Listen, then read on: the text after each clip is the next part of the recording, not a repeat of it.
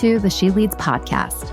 I'm your host, Adrienne Garland, CEO and founder of She Leads Media, a global media company dedicated to the advancement of women leaders and entrepreneurs worldwide.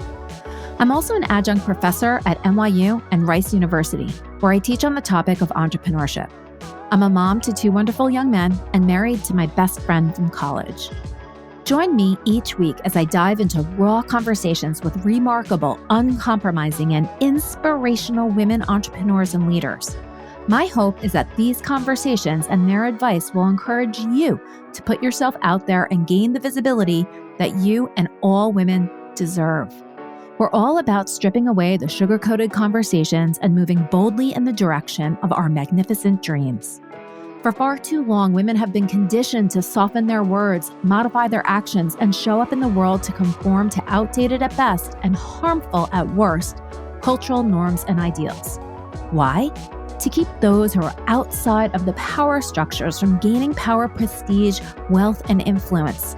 This has prevented women from being recognized and respected as the powerful leaders that we truly are. The She Leads podcast is here to shine the light on all the incredible women, to encourage us to show up, speak up, and showcase the amazing work we do. Speak with confidence about the innovative and transformational thoughts that we have, and celebrate the positive impact that we are making in this world, both personally and professionally. So let's do this. Let's lead.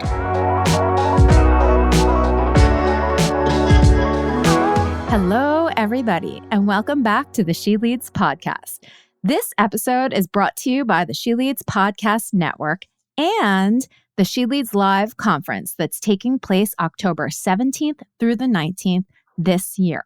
So if you haven't gotten your ticket, make sure to get it now because the early bird special goes through July 15th. So the She Leads podcast is the podcast that welcomes incredible women entrepreneurs that we can learn from and where we can listen to all of their great advice and get some wisdom and apply to our own business. I cannot wait to welcome my next guest. I've known Carrie Kerpen for a very long time. She actually was here in the beginning when I started out on this conference venture. And since then, Carrie has just gone on to incredible stardom. I am so starstruck by her and so inspired by everything that she does. So welcome to the She Leads podcast, Carrie Kerpen.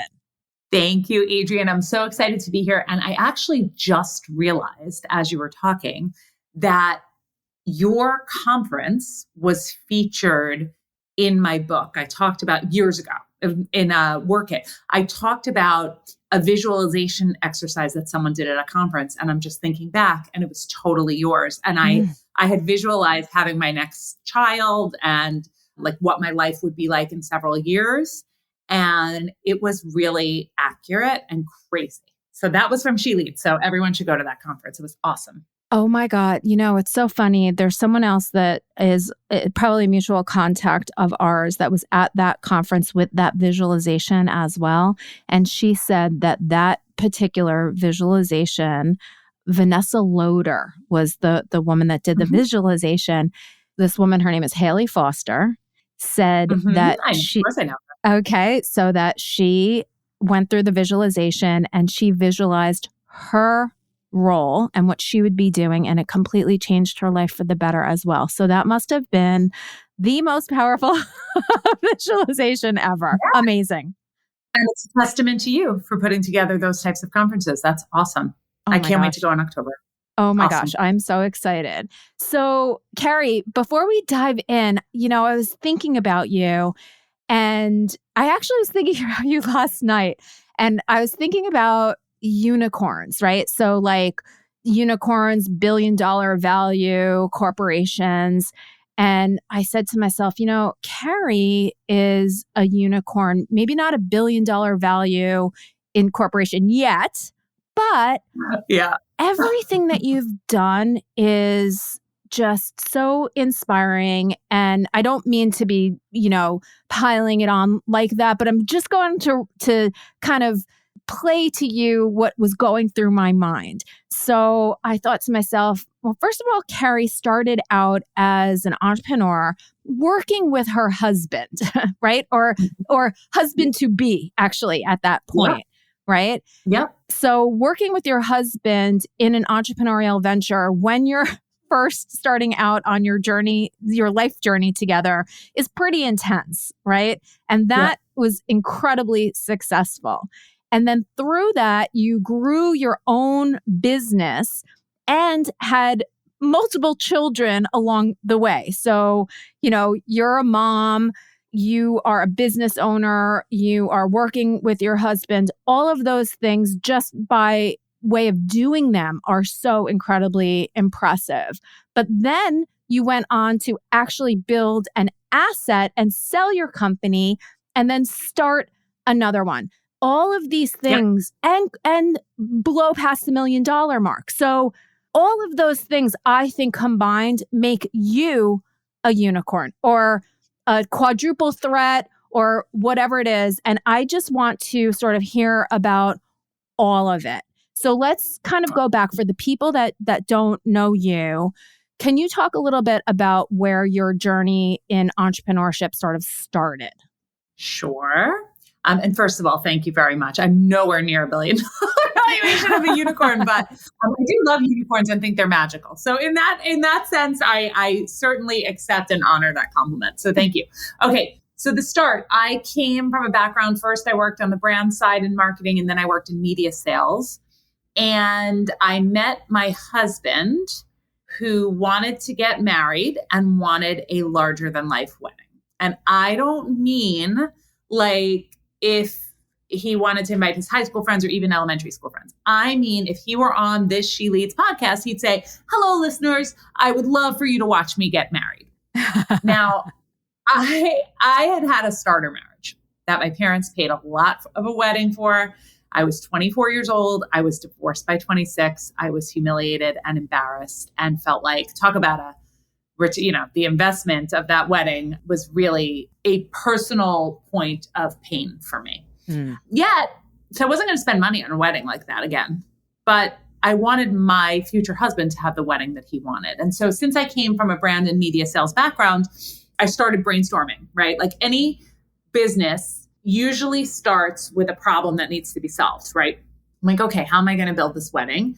So I ended up pitching the minor league affiliate of the New York Mets because Dave and I both loved baseball. I actually proposed this idea to Dave and he loved it. And I immediately thought, oh shit. So we wanted to do it. We go to the minor league affiliate of the New York Mets. We say, we want to buy out your sponsorship for the night. Minor league baseball is super cheap.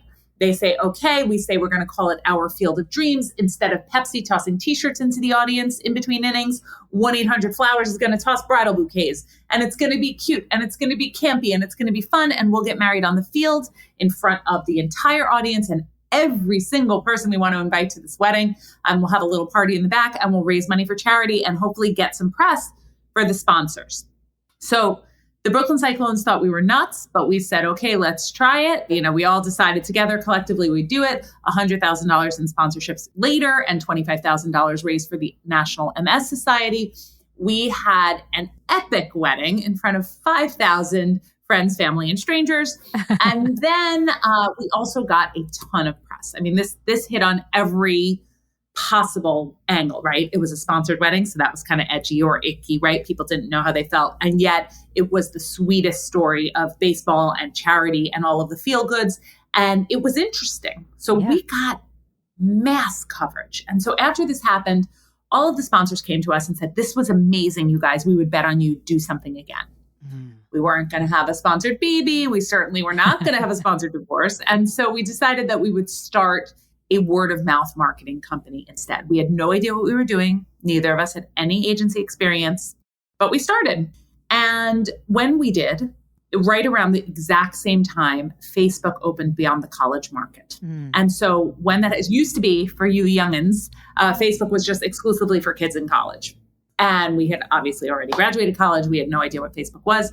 But when they opened beyond the college market, we were early adopters. And we said, oh my goodness, social media is the fastest form of word of mouth. Let's pivot very quickly and be a social media agency. And because of that choice, we were able to grow and scale very quickly and build one of the first social media agencies out there. That is so incredible. And I mean, I love this. And I teach entrepreneurship at NYU, and I talk a lot about, you need to start with your passion and then very quickly turn on your business brain, right? Because you don't necessarily want your passion to get in the way of making good strategic business decisions. So that sounds exactly like what you did. And timing, and the era played a really big part, but you saw that opportunity and capitalized on it. That's right. And I do not think there is anything wrong with acknowledging that timing is a really important factor. The thing that we have to think about is that timing exists for everyone, right? There's a movement at that time, there was a social media movement, then there's an AI movement, all of these things. And it's the people who are prepared to capitalize on that are the people that truly succeed, the people that are ready, that go for it. That's where it is. It definitely was a lot of timing and also a lot of pushing past fear and a lot of hard work. Yeah. You also during this time, I would say, became very interested in helping women entrepreneurs. So can you just talk a little bit about where that sort of started? Because that's very much what you're doing right now. So when did that kind of blossom and turn into the amazing things that you're doing now? Okay. So Dave and I start running the company. It's exciting. It's crazy. We're scaling quickly and it's challenging. And we grow and grow and grow. And Dave is the leader and I'm the COO and it's happening. And we're doing really well because we're growing and hiring, but we're not really making that much money yet because you can't, a lot of times when you're focused on revenue, you can't always manage revenue and profitability at the same exact time. Like one is really the focus and the other is secondary. So we were focused on scale. In 2013, which was just about 6 years later, we had achieved that scale and largely due to Dave's leadership. And Dave was really a visionary in this space. And because he was a visionary, he saw the opportunity to do other stuff. So he's like, Carrie, I want to raise funds and do a software. I want to go do this. I want to do that. And so we made the decision that I was going to run Likable and he was going to go on to his next venture and start launching new things because it also diversified our business opportunities together as one unit, right? So when I took over in 2013, there were a few things. First of all, social media was no longer new. Second of all, we did not have a ton of profit. So it was like very scary. And third of all, most of the people I saw in the space were loud, extroverted, and male. So this was the time, Gary Vaynerchuk is exploding. And, I'm like, oh my God, I'm nothing like Gary Vaynerchuk. He's awesome, but I'm nothing like him, nothing. So I'm like sitting there about to run this company. I'm like, oh shit, what the heck am I going to do? And what I decided to do, because I had so much anxiety, like sharing about myself, I really wanted to think about how I could help other women and also share their stories. And maybe I could build my personal brand and my network in the process. And so what I ended up doing was I started a podcast called All the Social Ladies. And I interviewed women at brands. So these were good potential prospects. But I did so without a real agenda. So I interviewed them. I told their stories. These were people who don't typically get their stories told. They're not at the CMO level, certainly not most of them. They're people who are midway in their careers, who are learning about social media, et cetera. So started that podcast, ended up growing my network and doubling the business that way. But I also found what was truly my passion. And my passion was really understanding and hearing these stories about these women who have defied the odds. Because I started expanding my reach. I wrote a book called Work It: Secrets for Success from the Boldest Women in Business. And I wasn't yet sure how I would really make a living off of that. You talk about passion. Like I just sort of looked at it as like a side project. Yeah. Yes, it helped me grow Likable. And that was great because I grew my network. But I didn't know if I was going to make that my living or not. It was only when I decided to sell Likable in 2021 And Dave and I got together and said, okay, let's do this. And then I had to lead that process as the leader of Likable. That I realized that experience was different as a woman than it is as a man. Yeah. And that is where I realized that I could best help, was taking women entrepreneurs, treating their lifestyle businesses, help them turn them into life-changing assets, building companies so that we can exit and do it all again, extracting wealth to provide the security and power that we so rightly deserve. And I felt like once I came up with that, I was like, okay, I know why I was put on earth. Like I know it. I always knew personally. I always felt very like connected and present in my family space. But in my workspace, this was a business that Dave and I founded together, and then Dave left. And so I always felt like I was managing his business, and this was like a project that we were doing.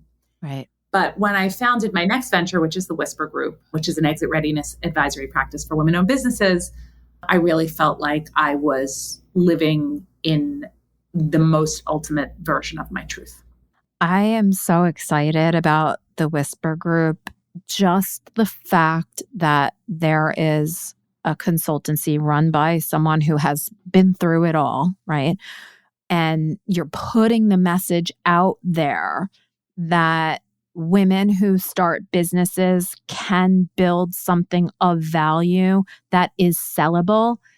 That right there, and I don't love the word empowering, but that whole idea is so empowering and inspiring, because I don't think that when women go into business that they necessarily think about, well, what comes after, what comes in 5 years, 7 years, 3 years even, right? We don't necessarily go in to get out.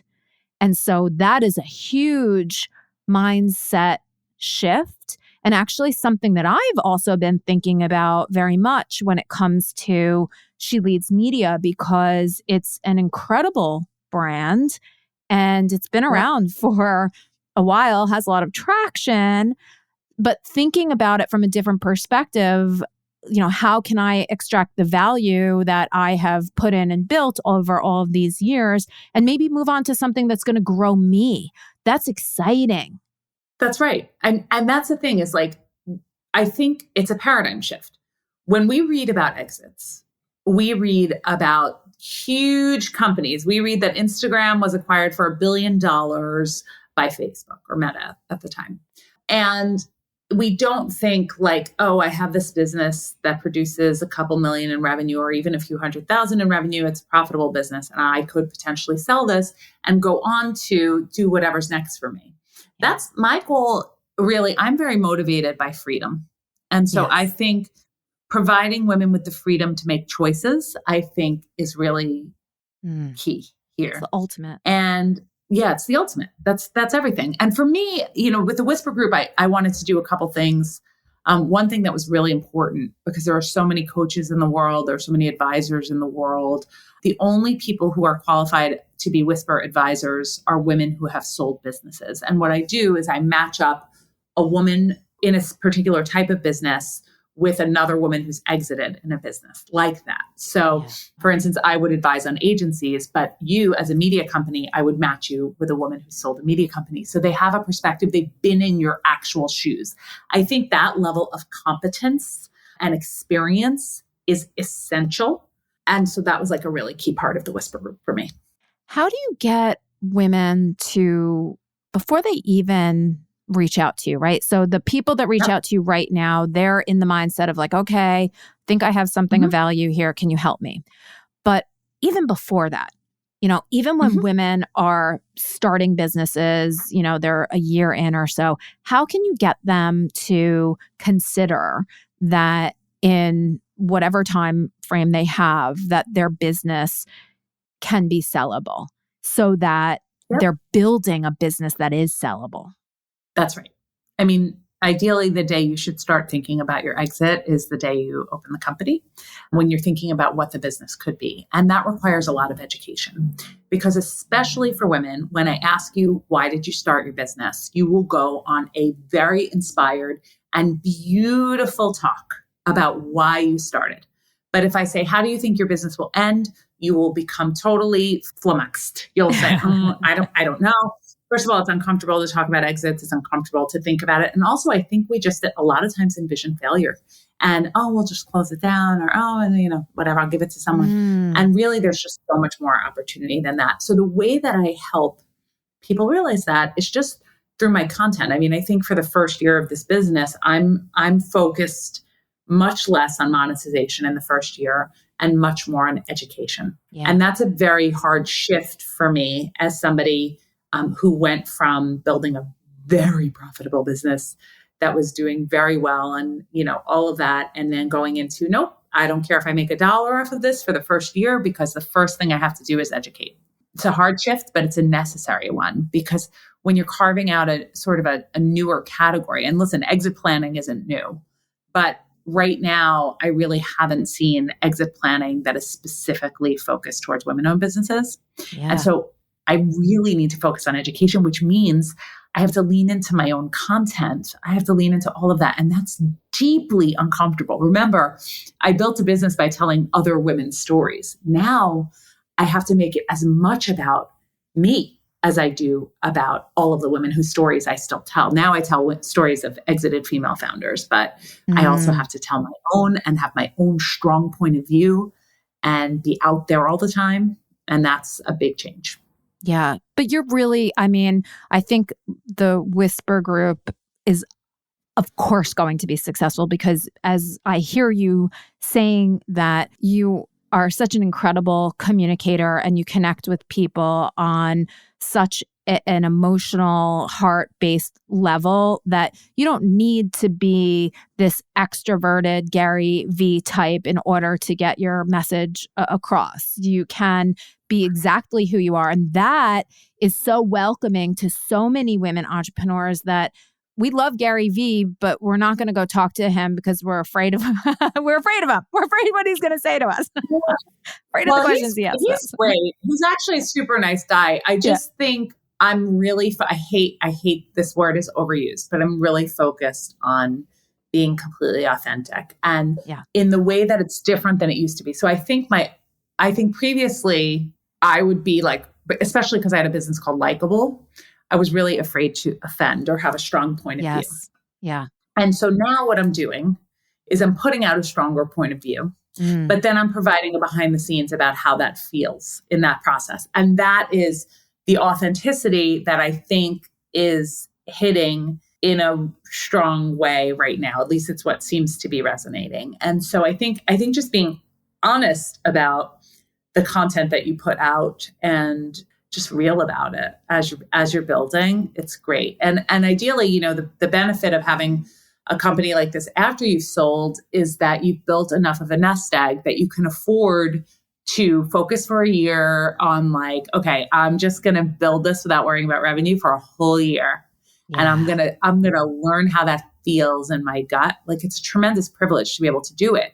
But I think a lot more women could do it if we collectively learn how to exit better and bigger and better. Well, that's what I was thinking, the women that are coming to you for, seeking your advice and the advice of the other advisors on your team. What is the biggest challenge that they have in even thinking about exiting? Oh my God.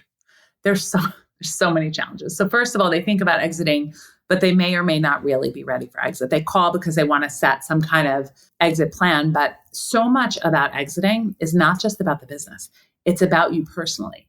It's about making sure that you're ready for what's next. Over 80% of business owners who sell experience some form of regret. So my goal is to get you ready and to live the next chapter of your life without regret. A lot of times it's because they didn't plan financially properly, or they miss having a team. All of that experience is like very real. So it's like really the whole psychological behind it. Yeah. And the other thing is that, we tend to pour everything back into our businesses as women. Yeah. Most women I speak to make very, very little or take very little for themselves, even those who have successful businesses.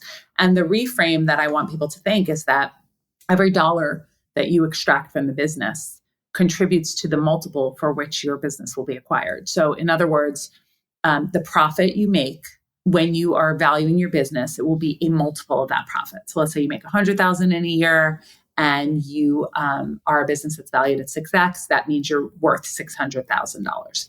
So every dollar that you pull out to get towards that profit goal, you pull out, you take it for yourself, you spend it, do whatever, it's actually worth 6 in the long run. If that in that hypothetical example, every dollar you pull out is worth 6. So if you pull that dollar out and you invest it and you are really, really good with your money and start thinking about it, and then you sell, you are in great financial shape. Great.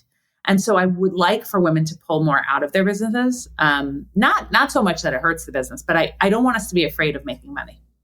That is so smart, because why in the world would a company want to come in and buy another company that is throwing off profit, right? Like, why would you do that? They don't. They don't. Unless you are like, I'm sure Instagram had no profit when they sold for $1 billion, right? Unless you're a behemoth tech company that has investors, that has a whole, like, for most women, this is not the reality. No one wants to buy your business if it's not making money. Yeah. Doesn't mean you have to make money in the first year. Doesn't mean that you have to make money all the time, but you need to have a good plan for how to get there and be able to show proof. This is so smart. And I just actually read something earlier, and it wasn't about a woman-owned business, but it was about a business that was simply a newsletter. It was a newsletter that the person started it 1 year ago and sold it for over $1 million. 100%. If you go to, Adrienne, this is really good for your listeners. If they go to theygotakquired.com, that is a female-founded business, Lexi Grant. Theygotakquired.com has tons of stories like this. Businesses that exit for 6 or 7 figures that are like small content businesses and things like that. Like, you have to normalize seeing these types of exits, because the only thing we really see are so over glamorized, the big ones. Yes. I love the big ones. It's amazing what those women have done, the very few and far between, like the Sarah Blakely of the world and like Looking at Spanx, amazing. But like, also, when you're sitting and you're just crossing that $1 million mark, or even at 6 figures in revenue, it's real hard to relate. And so I think looking for relatable exits is great. It's great. You can build several businesses in your lifetime that will help you acquire wealth and enjoy your life and build the type of business that you want. It's once you learn how to do it, it's very, very exciting. This is so exciting. And one of the other things that I love about this too is that when women have wealth, we do so much to help our families, our communities. So I'm listening to you, and the thought that pops in my head is like, we make it so difficult on ourselves. We're almost trying to prove that we can have this like ultimate business, but maybe we need to think about starting a small business, selling it, going to the next one, it's almost like real estate investing, right? You start out with an apartment. Exactly. I mean, you could build this. Okay, I'll give you an example. You could build a small services business that just uses your brain, consulting or anything else. You can build out that business, get a couple people, sell it, use the proceeds to buy a laundromat, have a laundromat, which is one of the most profitable businesses, have it produce income for you, take the income from that, acquire another business. Like, there's so much of that you can do. And I think our paths, we're not a monolith. Every path is different, but there are so many ways. Once you understand how to build a sellable business, it's just really a game changer. Yeah. And it is definitely not something that is spoken about even in entrepreneurial circles. We're not talking about what's a business that's sellable.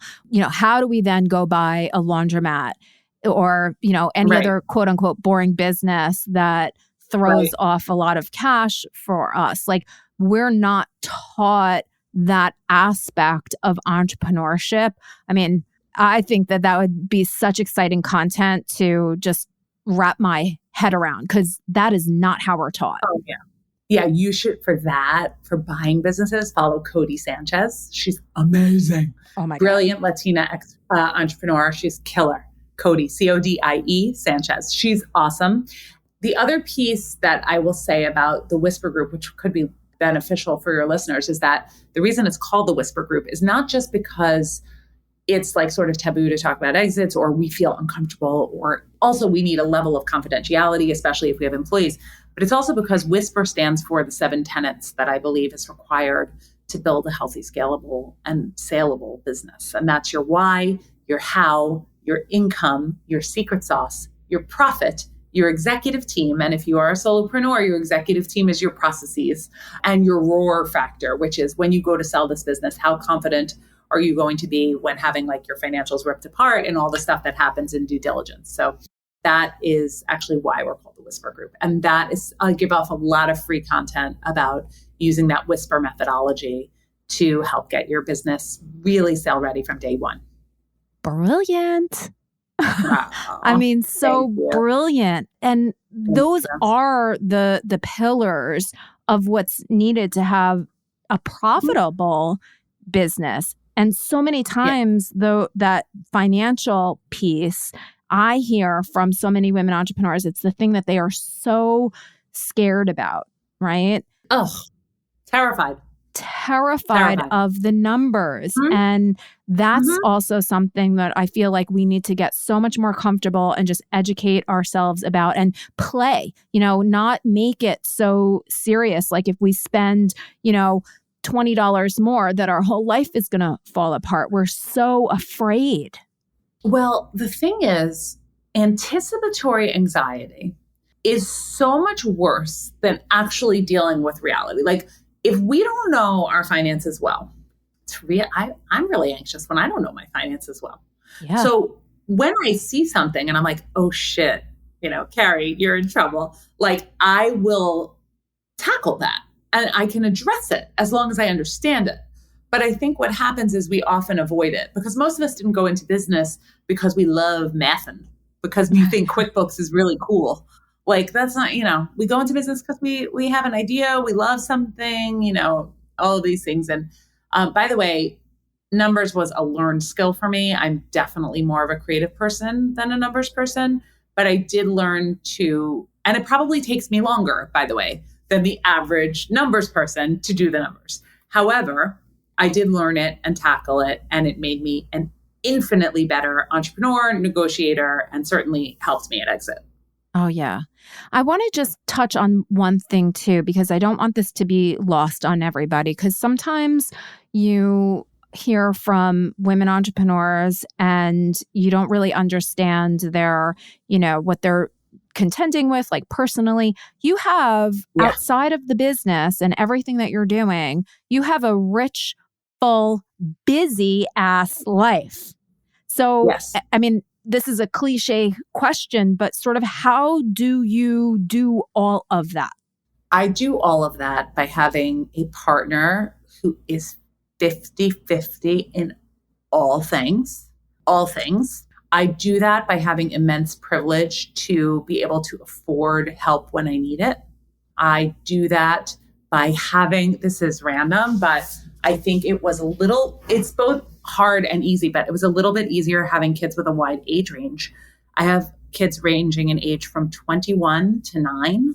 And so it's sort of like we're all hands on deck. Like everyone's in. The 9-year-old gets on board. The 21-year-old and 17-year-old help when they need to. Like, we communicate early and often.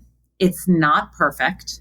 I think while I was growing Likable, I was fairly balanced in terms of making sure that I had enough time always for our kids. And I think right now, my kids are older, so it's easier. But if I was this passionate in the same way, I think it would have been really hard, because now my kids two of them are out of the house right now. One's in a college program for summer and one of them is 21.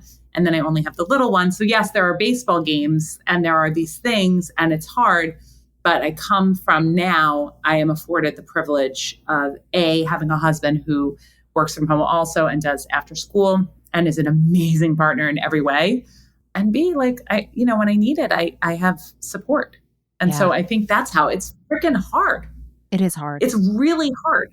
Yeah. There's no answer for this. It's hard. And the mom guilt and all of it is hard. Yeah. And it's real. It's real. It's not just, my kids are older, and despite them not being here, which does give more space, at least I never stop thinking about them. And they call me for such random things that I don't have to, but I choose to put everything else aside and help them with whatever it is that they have. Because no matter what, they're my number one priority. As much as I love my business and everything else that I do, it gets pushed aside for my kids. And I feel like the way that I am, it's always going to be like that. But it makes it challenging as a business owner. Yeah. And also, when you do prioritize business at all, there's a lot of guilt that goes into that. We're conditioned that being a mother is the be all end all. And it has brought me great joy, and it has been a key part of my life. And I love my children with all my heart. And simultaneously, I actually feel really passionate about what I'm doing right now. Yeah. And I am all in on that too. And that's okay. And like, it's funny. My mom said to me the other day, this is a very actually vulnerable story.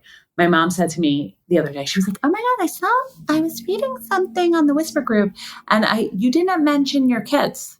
And I was like, "Thanks, Mom." So I was like, she didn't mean it. Like, no, I don't know where she was even looking, because I was always talking about, but I was like, "Oh my God, I'm a terrible mother. I didn't talk about my kids, but I was talking about my business." And like, the amount of shit that we put on ourselves, it's just, it's unreal. And that it broke me. Like, I was like, "Oh my God, maybe I'm not prioritizing my kids enough." And I mentioned my kids everywhere, but it was really, it cut me deep. Leave it to mom. Leave it to I'm mom sure I do that to really cut you down when you're feeling great.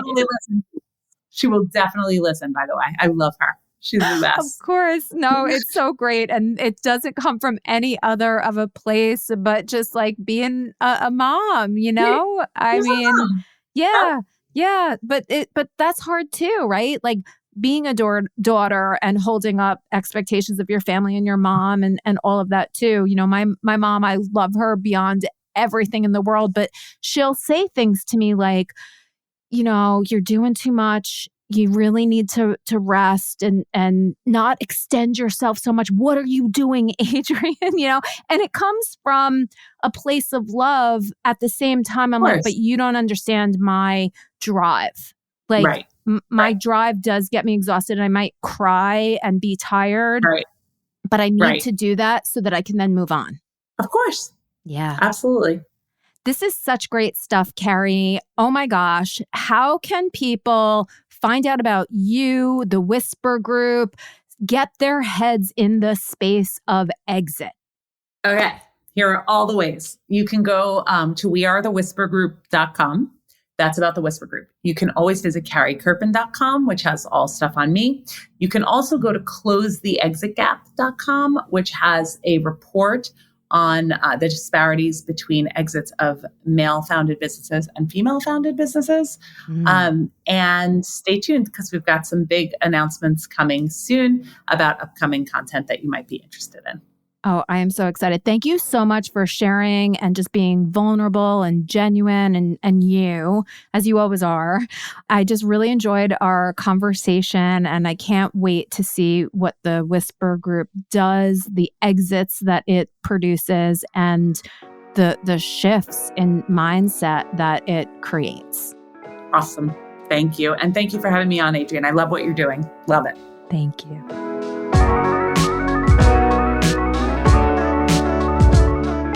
This and all of our episodes are brought to you by the She Leads Podcast Network, the podcast network for women, by women.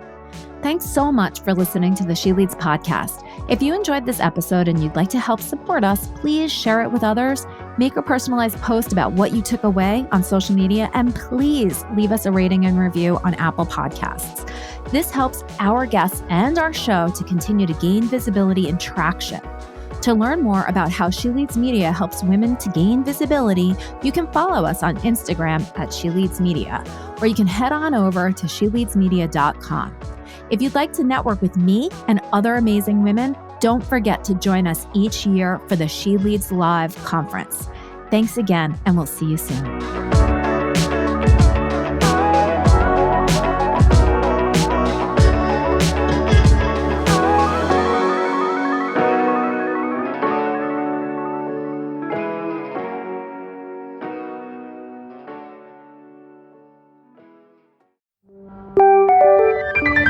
This is the She Leads Podcast Network.